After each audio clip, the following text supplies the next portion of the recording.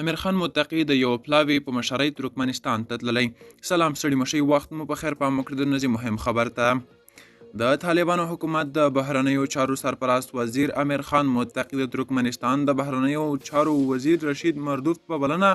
د یو پلاوي په مشرۍ پر ګڼو دوه اړخیزو مسایلو د خبرو اترو په موخه یاد شوي هیواد ته تللی دی.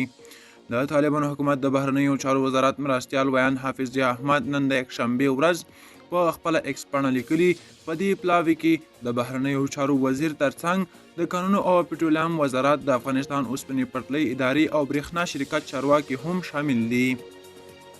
دا په داسې حال کې ده چې ترکمنستان به په نږدې راتلونکي کې د افغانستان د ګاونډیو هیوادونو د بهرنیو چارو وزیرانو د 5مې غونډې کوربه وي. که څه هم دا نه ده څرګنده چې دا غونډه به کله ترسره شي، خو د افغانستان لپاره د چین د بهرنیو چارو وزارت ځانګړي استازي د فبرورۍ په 23مه په خپله ایکس پاڼه لیکلي چې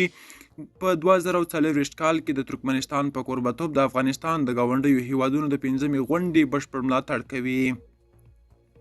ښاغلي شیایونګ همدا شان لیکلي د ترکمنستان د بهرنیو چارو وزارت مرستیال احمد کاکابایویچ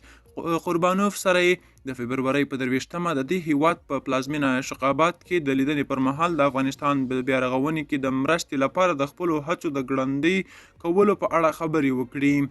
یوشیایونګ لیکلي چین په دې ټینګار وکړ چې د افغانستان د ګاونډیو هیوادونو د بهرنیو چارو د وزیرانو په غونډه او نورو پلاټفورمونو کې لا زیات کار ته چمتو دي چې له افغانستان سره د سولې، ثبات، بیا رغونې او ګډې سوکالۍ په برخه کې مرسته وکړي. د یادونې ده چې د افغانستان د ګاونډیو هیوادونو د بهرنیو چارو وزیرانو 5مه غونډه چې په نږدې راتلونکي کې به ترسره شي، د هغو غونډو د لړۍ په دوام کې ده چې پر افغانستان د طالبانو له بیا واکمنېدو وروسته د پاکستان په نوښت پیل شوي او لومړنۍ غونډه یې د 2021 کال په سپټمبر میاشت کې په اسلام آباد کې جوړه شوې وه. د دې لړۍ دوهمه غونډه د 2021 کال په نومبر کې په تهران کې، درېیمه یې د 2022 کال په مارچ کې په چین کې او څلورمه یې د 2023 کال په اپریل کې په ازبکستان کې جوړه شوې ده. په دې غونډه کې د روسیې په ګډون د افغانستان شپږو ګاونډیانو چین، ایران، پاکستان، تاجکستان، ترکمنستان او ازبکستان ګډون درلود. که څه هم د طالبانو سرپرست حکومت د نړۍ هیڅ هیواد په رسمیت نه دی پیژندلی، خو له تاجکستان پرته د افغانستان ټول ګاونډي هیوادونه له واکمنو طالبانو سره نږدې اړیکې پالي او اکثرو د افغانستان سفارتونه د طالبانو د حکومت استازو ته سپارلي دي. دوستانو، دا د نن شم د کله خبر تر بیخي چاري خو وخت